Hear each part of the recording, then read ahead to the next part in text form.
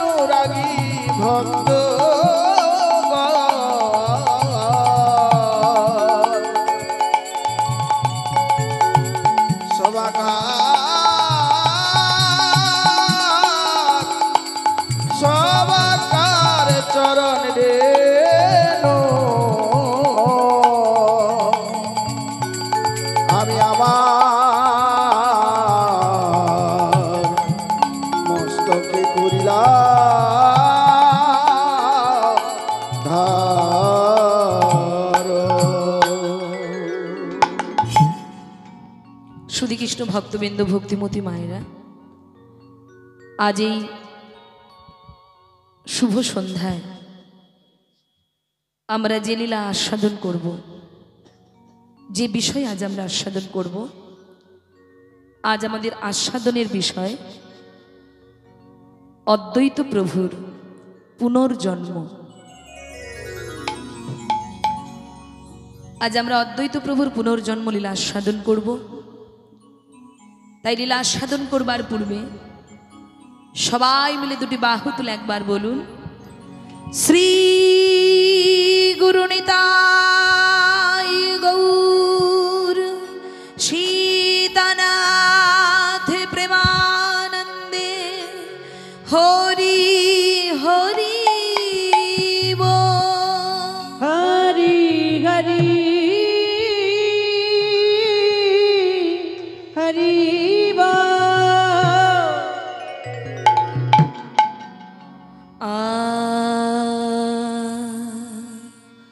রে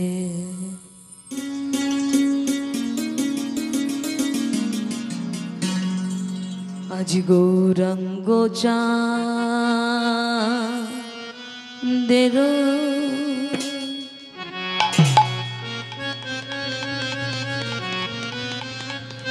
ও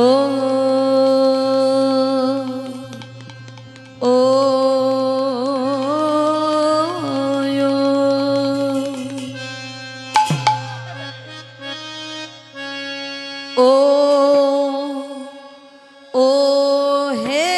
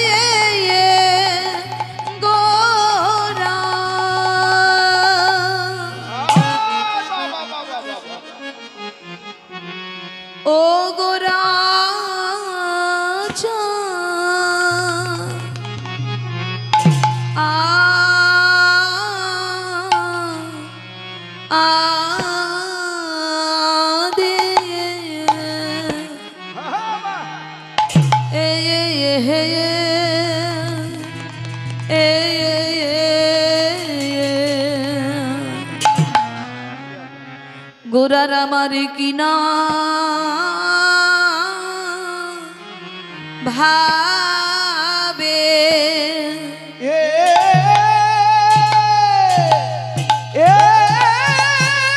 হরি বল হরি বল হরি বল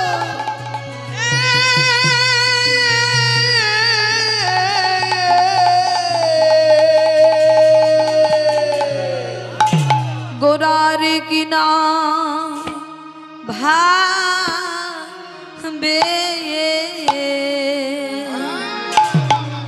ভাবেরু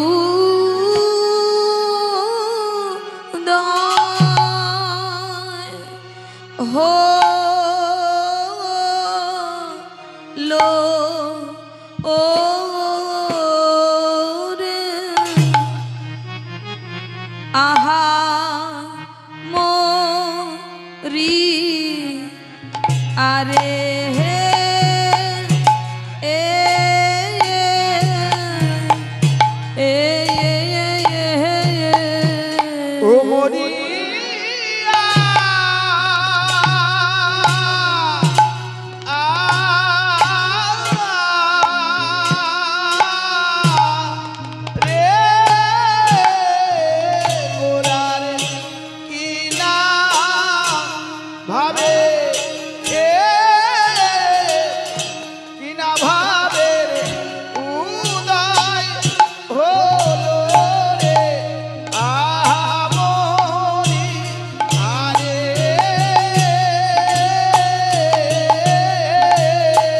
মোদি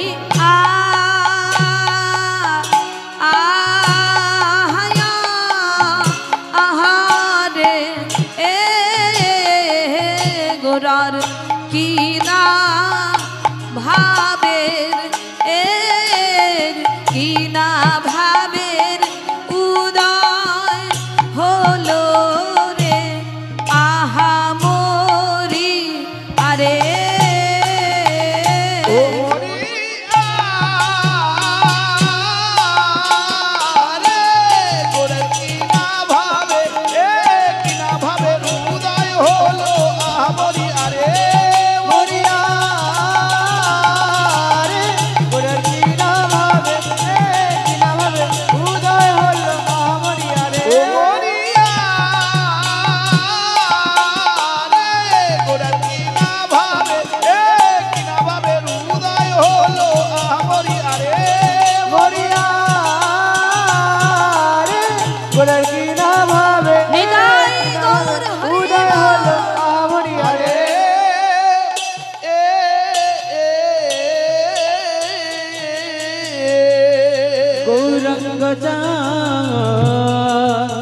চাঁদের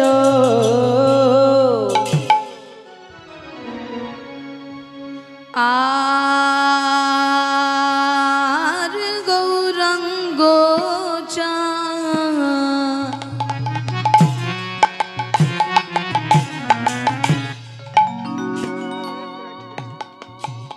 চাঁদের ও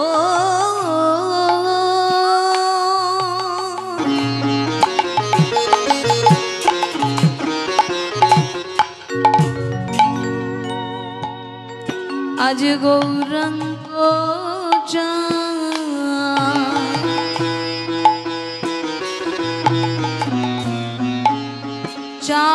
চাঁদের মনে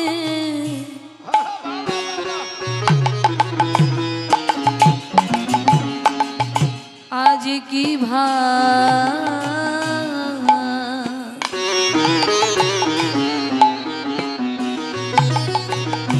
আজ কি ভাবয়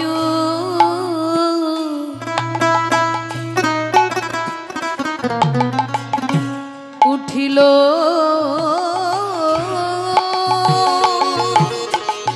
আহা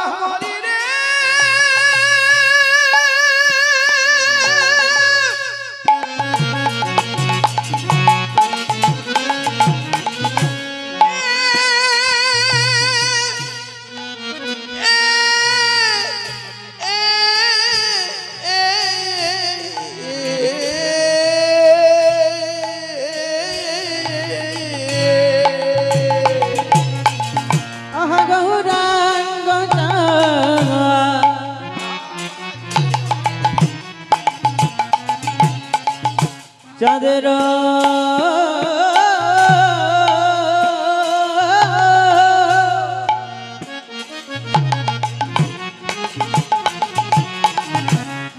আহ গৌরঙ্গ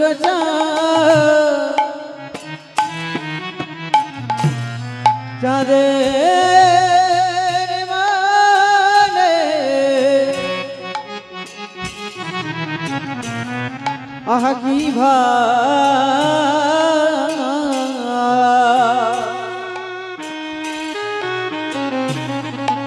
আহ কি ভাবায়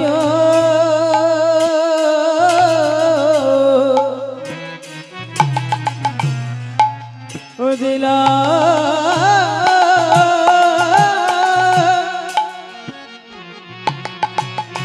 আজ ভক্ত গণ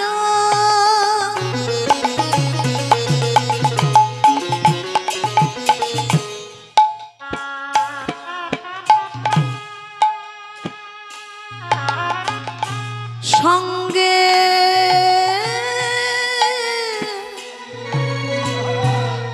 গোরা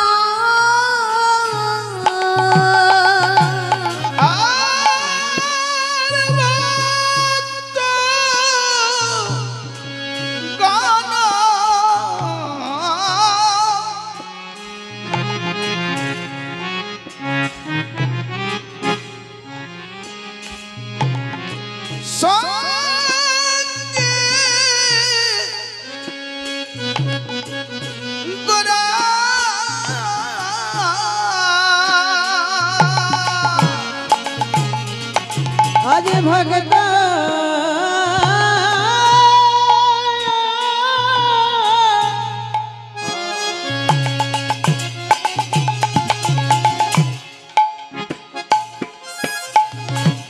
গণশনে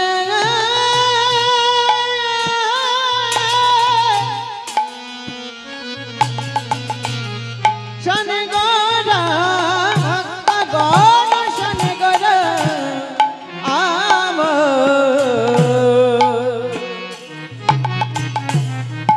আমার ঘরে নবে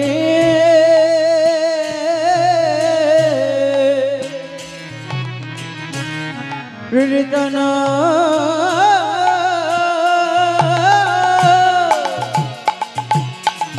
বলে হরি বল হরি বল হরি বল হরি বলে হরি বল হরি বল হরি বল হরি বল আজ বাহু তুলে গোরা বলে হরি বল হরি বল বলে হরি বল হরি বল আজ নেচে নেচে গোরা বলে হরি বল হরি বল আজ নেচে নেচে গোরা বলে হরি বল হরি বল তোমরা বলে নাও বলে না বলে না বলে না তোমরা বলে নাও বলে না তোমরা বলে না বলে না এই মধু মাখা কৃষ্ণ নাম বলে নাও বলে না হরে মধু মাখা কৃষ্ণ নাম বলে না বলে না এই মধু মাখা হরি নাম বলে নাও বলে না মধু মাখা হরি উলুধ্বনি বলে না বলে না নানা হবে না হবে না না হবে না হবে না নানা হবে না হবে না না হবে না হবে না এমন হরি বলা জন্মার হবে না হবে না এমন হরি বলা জনম দের হবে না হবে না এমন হরি বলা জন্মার হবে না হবে না হরি বলা জনম দের হবে না হবে না তাই বলে নাও বলে না বলে না বলে না তাই বলে নাও বলে না বলে না বলে না শ্রী গুরু চরণ আশ্রয় করে বলে নাও বলে না গুরু চরণ আশ্রয় করে বলে না বলে না শ্রী গুরু চরণ আশ্রয় করে বলে নাও বলে না গুরু চরণ আশ্রয় করে গুরু তোমার হলাম বলে করে গুরু তোমার বলে বিদায় গৌর হরি গুরু চরণ আশ্রয় করে গুরু তোমার হলাম গুরু বলে চরণ আশ্রয় করে বলে না বলে না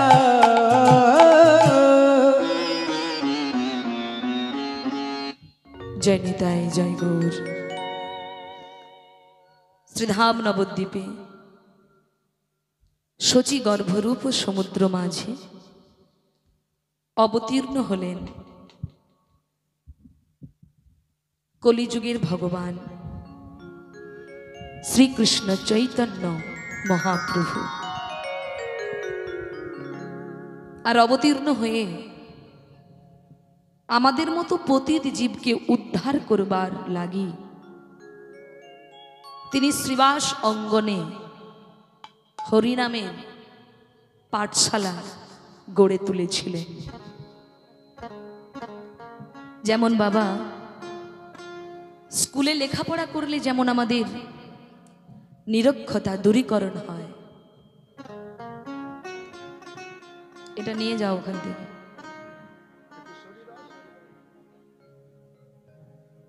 তদনুরূপ আমার মহাপ্রভুর পাঠশালায়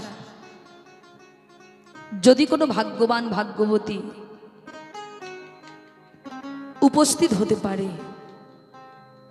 তাহলে তার কি হয়? তাহলে তার ভবব্যাধি দূরে যায়। নিতাই গৌর হরি বল। কিন্তু সহজে তো কেউ এই পাঠশালায় আসতে চায় না বাবা। তা যারা আসছে না, আমার গৌর সুন্দর দাদা নিত্যানন্দ এবং হরিদাস ঠাকুরকে ডেকে বলেছিলেন, দাদা তোমাদেরকে একটা দায়িত্ব নিতে হবে।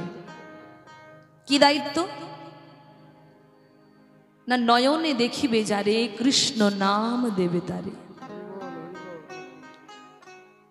যাকেই দেখবে, শুধু মানুষ নয়, এই জগতে অনেক পশু পাখি আছে, যাকেই তুমি নয়নে দর্শন করবে তাকেই বলবে একবার কৃষ্ণ বলো, একবার হরিবোল বলো। ভগবান বলছে অনন্য চিন্তয়ন্তে মাং যে জনা পর্যুপাসতে তেষাং নিত্যাভিযুক্তানাং যোগক্ষেমং বহাম্যহম। গীতাতে ভগবান নবম অধ্যায়ের 21 নম্বর শ্লোকে তিনি স্পষ্ট করে বলেছেন, অর্জুন যেজন আমার চিন্তা করে আমি সেই ভক্তের সারা জীবনের বোঝা আমি মাথায় করে বহন করি। কিন্তু বাবা আমরা তো সারা জীবন সারাক্ষণ প্রাণ থাকতে থাকতে আমরা কিন্তু সবাই সংসারের চিন্তাই করি। সবাই নয়, অধিকাংশ। আমরা কিন্তু মায়ায় পড়ে সারাক্ষণ সংসারের চিন্তা করি। ছেলে মেয়ে নাতি নাতনি সবার বোঝা গাধার মতো বয়ে চলি। কিন্তু যাদের জন্য আপনি গাধার খাটুনি খাটলেন, যাদের বোঝা বইতে বইতে আপনার পরমায়ু ক্রমশ কমতে শুরু করলো, যাদের কথা ভাবতে ভাবতে আপনার জীবনে বার্ধক্য নেমে এলো, সেই সংসার বিনিময়ে আঘাত ছাড়া কষ্ট ছাড়া আপনাকে কেউ কিছু দেবে না মাগো, কেউ কিছু দিতে পারে না। এই জগতের প্রিয়জন সবাই প্রয়োজনে প্রিয়জন, প্রয়োজন ফুরিয়ে গেলে সবাই অপ্রিয় হয়ে যায়। বা যতক্ষণ প্রয়োজন ততক্ষণ সবাই তোমার আদর যত্ন করবে, কিন্তু প্রয়োজন ফুরিয়ে গেলে সেই প্রিয়জনই আপনার অপ্রিয় হয়ে যাবে। তাই ভক্তমণ্ডলী, গৌর হরি বললেন তোমরা তো সংসারকে ভালোবাসছো, তা সংসারকে ভালোবাসার সাথে সাথে তোমরা যেন গোবিন্দকে ভালোবাসতে ভুলে যেও না। তোমরা মনে করো গোবিন্দ মালিক আর তোমরা আমরা সবাই তার কর্মচারী। যদি কেউ মালিক মনে করতে পারে গোবিন্দকে, তাহলে সেই ব্যক্তি একমাত্র ভবব্যাধি থেকে দূরে থাকতে পারে। জানেন বাবা, এই যে শ্লোকটি আমি বললাম, অনন্য চিন্তয়ন্তে মাং, এই যে শ্লোকটি বললাম, এই শ্লোকটি পাঠ করেছিলেন অর্জুন মিশ্র নামে এক ভক্ত। তিনি দরিদ্র ব্রাহ্মণ ছিলেন, কিন্তু রোজ গীতা পাঠ করতেন, রোজ গীতা পাঠ করতেন। যেদিন ওই নবম অধ্যায়ের 21 নম্বর শ্লোকটি তিনি পড়লেন, যে অনন্য চিন্তয়ন্তে মাং যে জনা পর্যুপাসতে তেষাং নিত্যাভিযুক্তানাং যোগক্ষেমং বহাম্যহম। অর্জুন মিশ্র ভাবলেন ভগবান ভক্তকে দেয়, কিন্তু মাথায় করে বয়ে দেয়, এটা আমি মানতে পারছি না, এই লেখাটা ভুল। তাই বাবা অর্জুন মিশ্র, তিনি তো পণ্ডিত ছিলেন, তিনি কলম দিয়ে ওই বহাম্মহমটাকে কেটে দিয়ে নিচে লিখে দিলেন দদাম্মহম। তিনি ভগবানের কথাটা বিশ্বাস করতে পারলেন না। তিনি বলছেন ভগবান কখনো ভক্তের জন্য বয়ে দিতে পারে না, মাথায় করে বইতে পারে না, দেয় ভক্তকে তিনি দেন, তা বলে মাথায় করে একেবারে বাড়ি পর্যন্ত বয়ে দেবে, এটা আমি মানতে পারছি না। তাই ওই বহাম্মহমটাকে কেটে দিয়ে তিনি লিখে দিয়েছিলেন দদাম্মহম।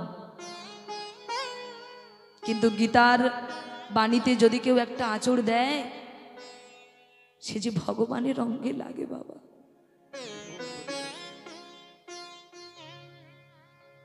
ভগবান মনে মনে ভাবলেন, তুমি আমার কথা বিশ্বাস করতে পারলে না, আমি তার প্রমাণ দেব। অর্জুন মিশ্র, আমি ভক্তের জন্য কি করতে পারি, আমি ভক্তকে কতটা ভালোবাসি, আমি ভক্তের জন্য কি করতে পারি তার প্রমাণ আমি খুব শীঘ্রই তোমাকে দিচ্ছি। তাই ভক্তমণ্ডলী, অর্জুন মিশ্রের প্রত্যেক দিন ভিক্ষা করে দিন কাটে, কিন্তু আজ দুদিন পেরিয়ে গেল, ভিক্ষায় যাচ্ছেন তিনি, কিন্তু ভিক্ষার পাচ্ছেন না। রাধা মাধবের সেবা হয় না, নিজেরাও সেবা করে না। অর্জুন মিশ্র বড় ক্লান্ত। দুদিন একটা মানুষ যদি অনাহারে থাকে বাবা, তার হাঁটার চলার শক্তি থাকে গো। আজকে তিনি ভিক্ষায় বেরিয়েছেন বটে, কিন্তু বড় ক্লান্ত, পথ চলতে পারছে না। এক বৃক্ষতলায় বসে বসে কাঁদছে, গোবিন্দ আমাদের জন্য ভাবছি না, আজ যে 2 দিন হয়ে গেল আমি তোমার সেবা দিতে পারি না, আজ যে তোমরা অভুক্ত আছো 2 দিন। বসে বসে কাঁদছেন।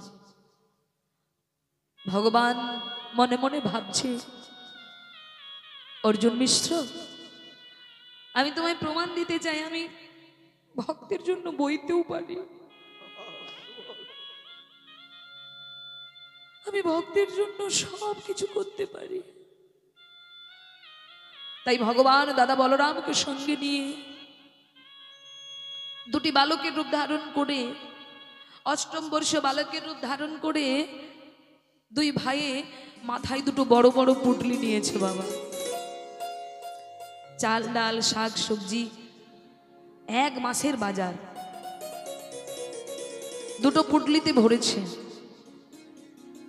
আর 2টো পুটলিতে ভরে অর্জুন মিশ্রের বাড়িতে এসে, অর্জুন মিশ্র তো তখন নেই বাড়িতে, তিনি ভিক্ষায়, বাড়িতে এসে ডাক দিয়েছেন, মা, মা গো, মা। অর্জুন মিশ্রের স্ত্রী মা ডাক শুনেই অন্তরটা তার ভরে গেল। জীবনে কেউ কোনোদিন আমায় আজ পর্যন্ত মা বলে ডাকেনি, এমন মধুর সুরে কে আমায় মা বলে ডাকলো। অর্জুন মিশ্রের স্ত্রী তাড়াতাড়ি করে ছুটে এলেন, আর দেখলেন দুইজন অষ্টম বর্ষ বালক, কি অপরূপ রূপ তাদের, একজন কৃষ্ণবর্ণ একজন গৌরবর্ণ, আর দুজনের মাথায় বড় বড় দুটো বোঝা। অর্জুন মিশ্রের স্ত্রী বলল, কে বাবা তোরা, আমায় মা বলে ডাকলি? ও মা, তাড়াতাড়ি বোঝাগুলো নামাও, আর মাথায় রাখতে পারছি না, আমাদের বড্ড কষ্ট হচ্ছে, তাড়াতাড়ি নামিয়ে নাও মা। আরে তোরা কারা, এগুলো কি? কি আর বলবো মা, ওই যে তোমার স্বামী, জানো তো এত ভিক্ষা করেছে, এত ভিক্ষা করেছে, নিজে মাথায় করে বইতে পারলো না, আমাদের মাথায় তুলে দিয়ে বললো, যা আমার বাড়িতে রেখে আয়। সেই জন্যই তো এনেছি মা, তাড়াতাড়ি নামিয়ে নাও। অর্জুন মিশ্রের স্ত্রী ভাবলো, সত্যি সত্যি, হ্যাঁ, বলে তাড়াতাড়ি করে বোঝাটা নামিয়েছে। নামিয়ে বলছে, বাবা তোমরা একটু বসো, আমি রন্ধন করি, রন্ধন করে ভগবানের সেবা দিয়ে তোমাদের সেবা দেব। ছদ্মবেশে গোবিন্দ বলছে, না না না না না, আমরা সেবা নেব না মা, আমাদের অনেক কাজ আছে, আমাদের এক্ষুনি যেতে হবে। কারণ বাবা, এদিকে যে অর্জুন মিশ্রের আসার সময় হয়ে যাচ্ছে, ধরা পড়ে যাবে যে নইলে। তাই ভগবান তাড়াতাড়ি করে চলে যেতে যাবে, আর যেই না যেতে যাবে পেছনটা ঘুরেছে, অমনি অর্জুন মিশ্রের স্ত্রী দেখতে পেল ওই কৃষ্ণ বর্ণ বালকের পৃষ্ঠদেশে দুটো আঘাতের চিহ্ন। কেউ যেন তার পৃষ্ঠদেশে আঁচড় কেটে দিয়েছে। অর্জুন মিশ্রের স্ত্রী দেখতে পেয়ে বলছে, বাবা দাঁড়া বাবা, এই বাবা তোর পৃষ্ঠদেশে এমন করে কে আঘাত করেছে, হ্যাঁ, তোর অঙ্গে এমন করে কে আঘাত করেছে? গোবিন্দ বলল, কেন, তোমার স্বামী? হ্যাঁ, আমার স্বামী? আমার স্বামী তো এমন মানুষ নয়, কাউকে আঘাত তিনি কোনোদিন দেননি। আর তোমাদেরকে, এত সুন্দর সুন্দর ছেলেকে আমার স্বামী কেন আঘাত করবে? কেন আবার? জানো তো, এত ভিক্ষা করলো, নিজে আনতে পারছে না, আর এই ভারী ভারী বোঝাগুলো আমরা মাথায় নিতে পারবো না বললাম, তবু যখন নিতে পারবো না বললাম, জোর করে আমার অঙ্গে আঘাত করেছে। আমি বইতে পারবো না বললাম, কিন্তু জোর করে আমাদের মাথায় তুলে দিয়ে বললো, যা বাড়িতে রেখে আয়। হাই ভগবান, আমার স্বামীর কি মাথা ঠিক নেই নাকি? তোমার মতো ভক্তের, তোমার মতো সন্তানের অঙ্গে আঘাত করেছে। আসুক আসুক আজুনি বাড়িতে, আসুক আজুনি বাড়িতে। হ্যাঁ, ওনার এত বড় সাহস, তোমাদের অঙ্গে আঘাত করেছে। আরে বাবা, বইতেই যখন পারবে না, তাহলে এত ভিক্ষা করার কি দরকার ছিল? ঠিক আছে মা, তুমি তোমার স্বামীকে যা বলার বলো, আমরা এখন আসি। এই বলে দুই বালক চলে গেলেন। অর্জুন মিশ্র টলতে টলতে ক্ষুধায় ক্লান্ত, এক পা করে বাড়ি ফিরে ডাকছে, গিন্নি একটু জল দাও, একটু জল, একটু জল। সঙ্গে সঙ্গে অর্জুন মিশ্রের স্ত্রী বলছে, হ্যাঁ গো, বলে তোমার কি মাথা খারাপ হয়ে গেল নাকি? আরে বাবা, ভিক্ষা যদি করতেই পারবে না, ভিক্ষার বোঝা যদি বইতেই পারবে না, তাহলে এত ভিক্ষা করার কি দরকার ছিল? তুমি তো এত ভিক্ষা কোনোদিন করনি, তুমি তো প্রত্যেক দিনের মতো যতটুকু প্রয়োজন ততটুকু করো, কিন্তু আজকে তুমি এত বোঝা বইতে গেলে কেন?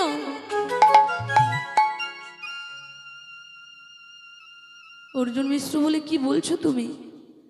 অর্জুন মিশ্র ভাবছে, আমার স্ত্রী মনে হয় মাথা ঠিক নেই, আর দুদিন খেতে পায় না তো, ক্ষুধার জ্বালায় উল্টো পাল্টা বকছে। বলি, গিন্নি কি বলছো তুমি এসো? হ্যাঁ, আমি আবার কি ভিক্ষা করলাম, আমি আবার কি করলাম? বলে, কেন? ওই দুটো বালকের মাথায় তুমি বোঝাগুলো চাপিয়ে দাওনি? ওরা আনতে পারবে না বলে তোমার এত বড় সাহস, তুমি ওদের অঙ্গে আঘাত করেছো? আমি বোঝা পাঠিয়েছি, আমি আঘাত করেছি। কি বোঝা পাঠিয়েছি দেখি, দেখাও দেখি। বলে, এই তো দেখো।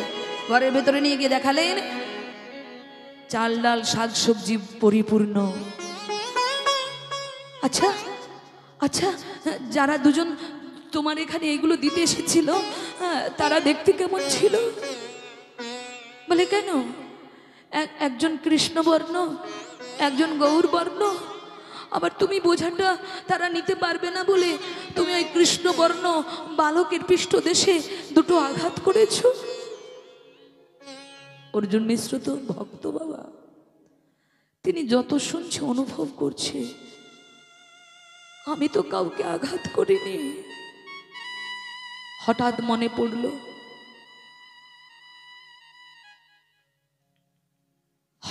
পড়ল, আমি যে ওই গীতার শ্লোকটা কলমের আঁচড় দিয়ে দুটো কেটে দিয়েছি, আমি যে বিশ্বাস করি নাই ভগবান ভক্তের জন্য বয়ে দেয়। অমনি বলে উঠল, গিন্নি গিন্নি গিন্নি, যে দুজন বালক এসেছিল আজ আমাদের গৃহে, ওরা অন্য কেউ নয় গিন্নি, ওরা হলো স্বয়ং ভগবান কৃষ্ণ আর বলরাম। ওই হে ভগবান,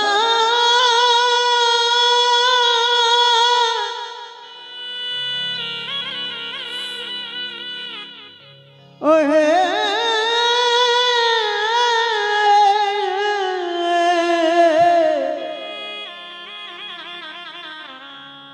ওই হে ভগবান,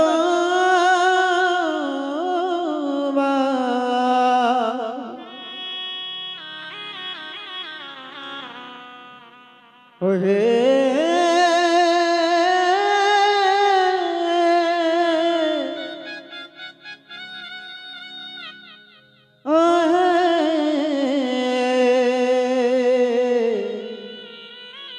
ভগবান। গিন্নি, আমি আমি কলমের আঁচড় দিয়ে কেটে দিয়ে বলেছিলাম ভগবান দেয় দদাম্যহম, কিন্তু বহাম্যহম নয়। কিন্তু জানো, ভগবান আজকে প্রমাণ করিয়ে দিলেন, তিনি বুঝিয়ে দিলেন, অর্জুন মিশ্র তুমি পণ্ডিত হতে পারো,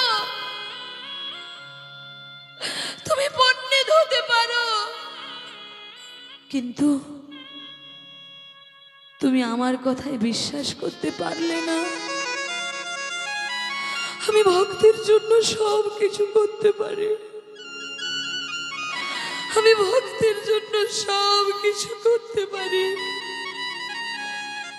ভক্তের মতো ভক্ত যদি হয়, আমি ভক্তের বোঝা সারা জীবনের জন্য মাথায় করে বয়ে নিয়ে যেতে পারি। আমি ভক্ত বড় ভালোবাসি, আমি ভক্ত বড় ভালোবাসি। এমন দয়া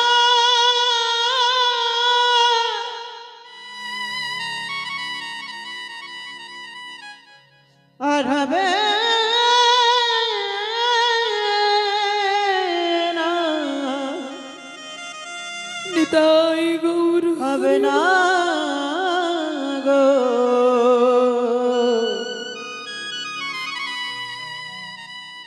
এমন দয়া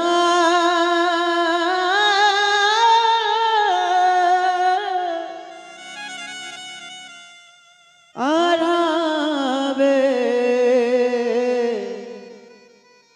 হবে না গো। ভক্তমণ্ডলী, আমরা 24 ঘন্টার মধ্যে 24 মিনিট